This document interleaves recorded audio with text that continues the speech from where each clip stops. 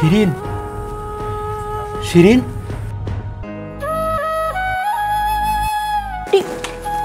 আপনি এখানে কি করতেছেন? তোমার একটু দেখার জন্য মনটা খুব ছটফট করতেছিল। তোমারে না দেখা আমার না কেমন জানি দমটা বন্ধ হয়ে আইতেছিল, এই জন্য তোমার একটু দেখতে আসছি। আপনি এখান থেকে যান, ভাই ভাবি পাশের ঘরে ঘুমাইতেছে, কেউ দেখে ফেলে খারাপ হয়ে যাব। আমি চলে যাবো, কিন্তু যাওয়ার আগে তোমার একটা কথা কমো। আমার কথাটা রাখবা শিরিন?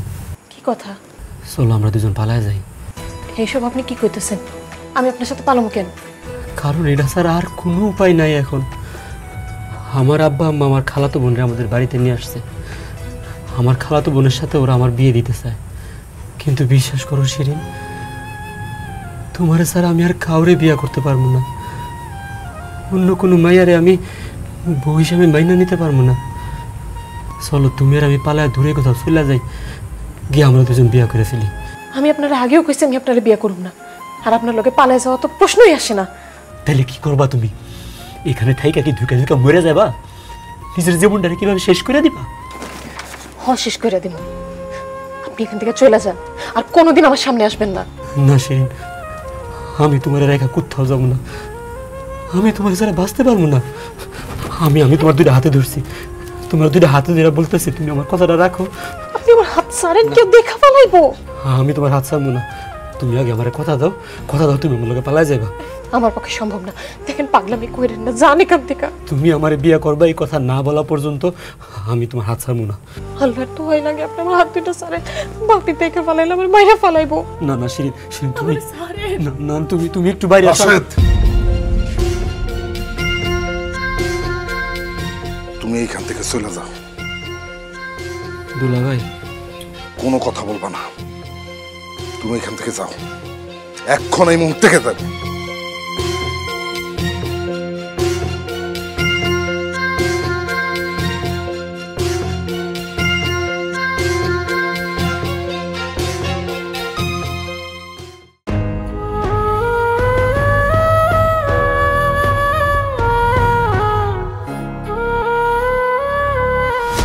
জান তুমি একা একা দাঁড়ায় রইছো? মুন্নি, তুই কি ভুইলা গেছো যে তুই আমার খালাতো বোন?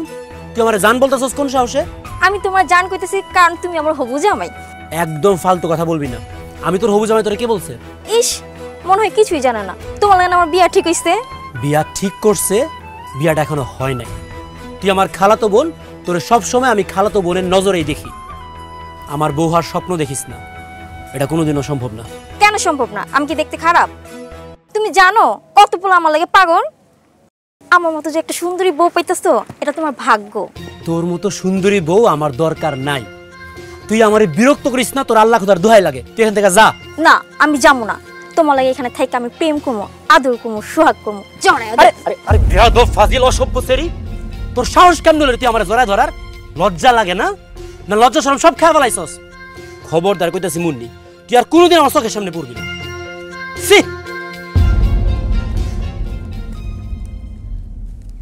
খালু, রাশেদ ভাই তো আমার পাত্তাই দিল না।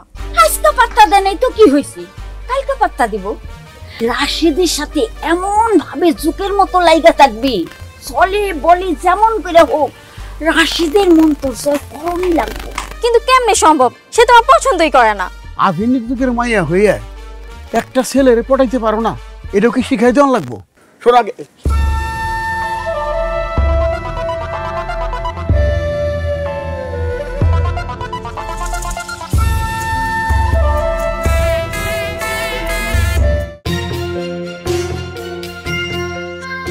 শিরিন, কি ব্যাপার? তুমি ওনারে নিয়ে আমার ঘরে এসছো কেন? আর উনি কে? উনি হচ্ছে কাজী আফতাব ভাইয়ের লগে আজকে এখন তোর বিয়ে হইব। এনে বিয়া শাড়ি, যে শাড়িটা পরায় আর রুজু করে। অসম্ভব। আমি এরকম আমার বাপের বয়সে একটা লোকরে তো কোনোদিন বিয়ে করব না। ভাবি তুমি নগো নিয়ে এখন আমার ঘর থেকে চলে যাও। তুমি আমার বয়স নিয়ে যতই ভাবতাছ, তত বয়স কিন্তু আমার না। আমার একটা অসুখ হয়েছিল, আমি ওষুধ খাওয়ার পর আমার এই চুল আর দাড়িটা পাইয়া গেছে গা। আরে তুমি যদি আমারে বিয়ে করো, তোমার এই গলায় কানে হাতের মধ্যে স্বর্ণ দিয়ে একেবারে আমি লাল কইরা ফেলাইব। আমার দুই পোলাই বিয়া কইরা বউ নিয়ে ওই শহরে থাকে, আমার বাড়িটা পুরা ফাঁকা। আর আমার বাড়িতে যদি তুমি যাও, তোমার আমি রাজরানী করে রাখবো। আর তোমার জন্য, তোমার কাজের জন্য আমি 2টা কাজের লোক রাখবো। তুমি শুধু পায়ের উপর পা দিয়া খাইবা আর খালি নাক ডাকিয়া ঘুমাইবা। অশুদ্ধ, ই তো লম্পট একটা লোক। এই আপনার লজ্জা করে না নিজের মেয়ের বয়সে একটা মেয়ে বিয়ে করতে চান? শোনেন, এখনো সময় আছে, ভালোই ভালো আমার ঘর থেকে বের হয়ে যান, নাইলে বললাম জুতা পেটা করে আপনার আমার ঘর থেকে বের করবো। তুই ওনারে জুতাতে পিটাবি? হ্যাঁ, বুঝছি। ভালোই ভালোই তুই রাজি হবি না। তোরে কেমনে বিয়াতে রাজি করতে সেটা আমি ভালো করে জানি। আয় আমার লগে, চলো চলো আয় দিতেছি। ভাবি খবরদার, তুমি আমার বোনের হাত ছেড়ে দাও, ছেড়ে দাও কইতাছি। শুনেন, আমি আমার বোনের কোনো বয়স্ক লোকের সাথে বিয়ে দিব না। আপনি এখন এই মুহূর্তে আমার বাড়ি থেকে চলে যান, তা না হলে খুব খারাপ হয়ে যাবে অবস্থা, কইয়া দিলাম। ঠিক আছে, আমি এক্ষুনি যাইতাছি। তবে আমিও দেখা দেব তোমার এই অপয়া বিধবা বোনের কেডা বিয়া করে। কাজী সাহেব চলেন।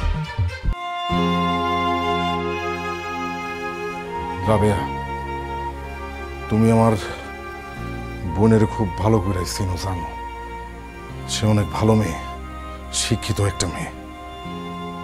সে তো পরিবারের সমস্ত কাজকর্ম একলাই করতে পারে। আমার বোন যে পরিবারে যাইব, সেই পরিবারটার অনেক সুন্দর করে সাজায় রাখবো, পরিবারের সমস্ত মানুষটা সে সুখে রাখবো। কি কইতেছ তুমি? আমি কইতে চাইতেছি, তোমার ভাই রাশেদ যেহেতু আমার বোন শিরিন বিয়ে করতে চায়, তুমি তাকে বিয়েতে রাজি হয়ে যাও। অসম্ভব, এটা কোনোদিনই সম্ভব না। তুমি যদি তোমার এই বোন রে আমার ভাইয়ের সাথে বিয়ে দেওয়ার চিন্তা করো, তাহলে আমি কিন্তু তোমার এই ডিভোর্স দিয়ে সংসার ছেড়ে চলে যাব।